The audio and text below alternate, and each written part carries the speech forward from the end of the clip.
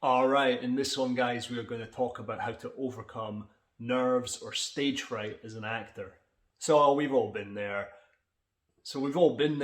We are just about to get in the audition room or walk on the stage, and we're overcome with nerves. We're like shaking. We feel our breath sharpening.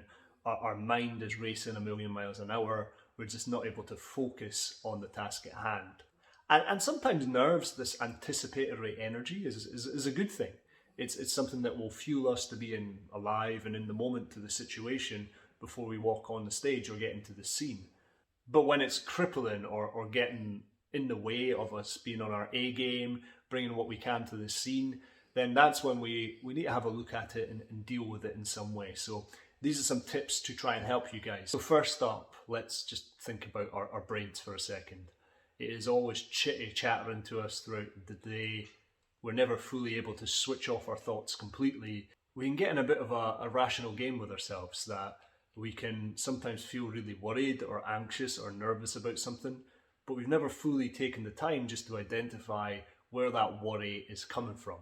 So a really good strategy to get to the depths of why we're feeling the way we're feeling, or to try and contextualize how we're feeling, and take it from the feeling this big uncontrollable thing to something that's a bit more manageable, is just simply to start realigning with our breath first of all, to try and calm the mind, to slow it down a little bit from racing a million miles an hour, which automatically calms our minds. It calms us physiologically. It starts to control our breath, slow things down a little bit. So just by concentrating on breathing in and breathing out, breathing in and breathing out, and try and concentrate on nothing more but that.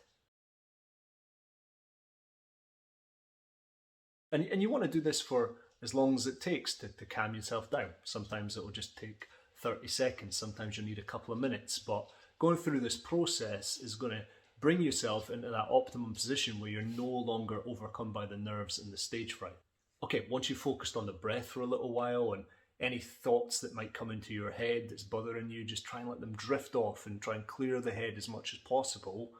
Then you're going to start to identify what was that feeling that you were feeling. Was it worry? Was it fear? Was it just nervousness? What exactly was the feeling? And then you're going to start to think, once you're in much more of a calmer demeanor, you're going to start to think, well, why was that bothering me? If, for example, you were feeling incredibly anxious and worked up, and your body was physiologically, it was at a level where it was just overtaken by the anxiety, start to think, why did I feel that? And then the answer that you might get on the first time of asking of why might be because I'm away to go and audition in front of some very important people. Or it might be because I'm away to go in front of an audience of hundreds of people. But that's not enough. That's probably going to just perpetuate the worry again. It's probably going to start it because that's the thing that you were feeling at the time. So dive deeper. Next, go to a next layer of why. Ask yourself why again. So why does it bother me that I'm auditioning in front of these important people? And then answer that for yourself. Well, because I'm worried I might not be good enough for this situation. And then ask yourself why again. Why do you feel you're not going to be good enough for this situation? Well, because that's something that I've always felt from when I was a kid. And I was told I wasn't good enough by my teachers or whatever it might be. Now, I'm not saying that you psychoanalyze yourself and go through why, in this never-ending cycle, because you don't have all day, right? But the point I'm making is perhaps there's a deeper reason to that nervousness, that anxiety, that fear that you're feeling. Once you identify the root cause of why you're feeling that way, then you can start to rationalize or add a bit more logic into, well, do you need to feel that way? So if you're feeling you're not good enough to be in the room with this quote-unquote important people in the audition panel, then you can remind yourself that you have done the work, that you put in the preparation, that you put years of practice into this, and that all of these things have led up to this point. Or you can remind yourself that the people on the other side of the panel are people with dreams, goals, aspirations, just like yourself, and perhaps that they feel this feeling from time to time. But you can start to reason with your chitter-chattering brain a little bit more and try and calm it down. The nerves are still going to be there, they're going to control you a lot less.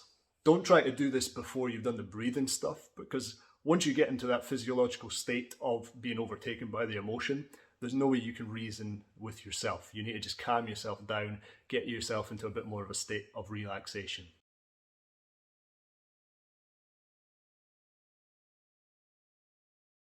So great, once you've done that, that's fantastic. And as I said, the nerves might not fully go away. You might still feel them somewhere. So one great thing to do once you've calmed yourself down is just to sit. And I recommend sitting. If you can't sit, then just standing as still as you can is fine.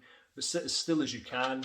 Have your palms maybe facing upwards to the roof. You can't see mine right now, but they're kind of like that, resting on your lap. And you just want to do a full body check-in.